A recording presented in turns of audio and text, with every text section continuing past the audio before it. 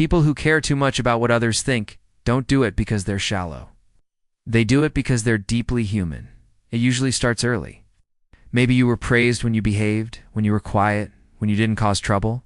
Maybe love felt conditional, given when you pleased, withdrawn when you didn't. So your brain learned a dangerous lesson. Approval equals safety. Disapproval equals danger. And from that moment on, you didn't just want to be liked. You needed it. You might not even realize how much this shapes your life. You choose your words carefully. You replay conversations in your head. You wonder if you sounded stupid, awkward, annoying, too much. You edit yourself in real time. You soften your opinions. You laugh when you don't find something funny. You say yes when you want to say no. Not because you're fake, but because you're afraid. Afraid of rejection, afraid of being misunderstood, afraid of being seen as difficult, afraid of being left. Psychologically, this is not weakness. It's survival behavior. Your brain is wired to avoid social rejection because thousands of years ago, rejection meant death. Being excluded from the group meant no protection, no food, no survival. That ancient wiring still lives in you. So when someone disapproves of you, your nervous system doesn't register it as discomfort, it registers it as danger. That's why your chest tightens when someone is upset with you. That's why you feel uneasy when someone pulls away. That's why silence feels heavy. That's why you crave reassurance. Your brain is trying to keep you safe. But the cost of that safety is your authenticity. When you care too much about what others think, you slowly abandon yourself, not dramatically. Quietly, you stop asking, "What do I feel?" Start asking, "What will they think?" You stop choosing what you want and start choosing what will be accepted. You become a mirror, reflecting what people want to see, hiding what might be judged, shrinking what might be criticized, softening what might be rejected. And the scariest part is people still don't really see you because you're not showing yourself. You might be well-liked, but you feel unknown, and that creates a very specific kind of loneliness. Not the kind where you're physically alone, but the kind where no one really knows who you are. People who care too much about others' opinions often grow up becoming emotionally hyper-aware. You notice micro-expressions, shifts in tone, changes in energy, silence. You can sense when something is off even before words are spoken. This makes you empathetic, intuitive, emotionally intelligent, but it also makes you anxious because you're always scanning, always monitoring, always adjusting. Your nervous system never rests. You might feel like you're performing instead of living.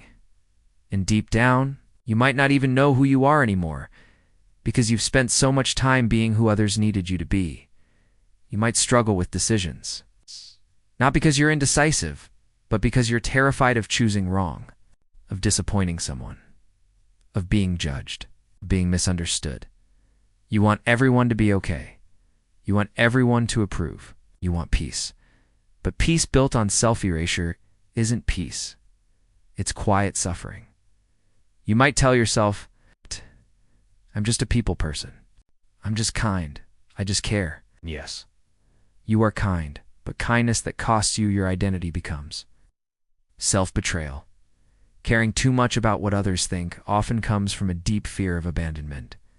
Somewhere in your past, you learned that being yourself was risky, that love could be withdrawn, that safety was not guaranteed. So you adapted. You became agreeable, helpful, pleasant, easy. You became low maintenance. It's not because you were, but because you didn't want to be a problem. You might feel guilty for wanting things, for needing things, for asking for things. You might downplay your pain, minimize your emotions, laugh things. It's not because they don't hurt, but because you don't want to make others uncomfortable, and slowly start disappearing, not from the world, but from yourself. You may look confident on the outside, but inside, you're constantly asking, "Am I enough? Did I do something wrong? What if they still like me? What if they leave?" This isn't insecurity, it's eye-blaming. It's your brain trying to protect you from emotional danger. But here's the truth. Not everyone will like you. Not everyone will understand. Not everyone will approve of you. And that's not a failure. That's reality. When you live your life trying to be liked by everyone, you end up living a life that belongs to no one, including yourself. And that's where the real pain begins. Because the more you edit yourself, the more disconnected you feel. You might start feeling empty, numb, unfulfilled, lost, not because you're broken, but because you're not living as yourself.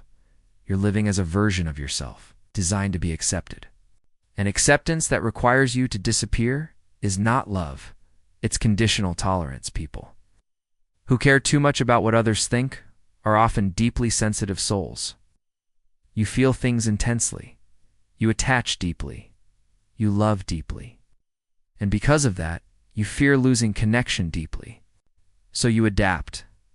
But connection built on adaptation is fragile. Because it's not rooted in truth. It's rooted in performance, and the nervous system knows. The difference? That's why you're tired. That's why you're anxious. That's why you're overthinking. That's why you're exhausted. You're not weak. You're overloaded. Healing doesn't mean becoming. It's careless. It doesn't mean becoming cold. It doesn't mean stopping caring. It means learning to care about yourself as much as you care about others. It means learning that your feelings matter. Your voice matters. Your boundaries matter. Your truth matters. Even if it disappoints someone, especially if it disappoints someone, because the people who truly love you won't require you to disappear. They won't need you to perform. They won't need you to shrink. They won't need you to edit yourself. They will meet you. Not the version of you designed to be liked, but the real one. And yes, some people will leave when you stop performing. That doesn't mean you failed. It means you outgrew a cage. Confidence isn't about being loud. It's about being real. Freedom isn't about not caring. It's about caring selectively. Peace isn't about approval. It's about alignment. So if you've spent your life worrying about what others think, I want you to hear this. You were never too sensitive. You were never too much. You were never wrong for caring, but you deserve a life where your approval matters most. So ask yourself this: am I living to be accepted, or am I living to be real? And what would change in my life if I finally chose myself? Because the world doesn't need another version of you that is easy to digest. It needs the real one, and so do you.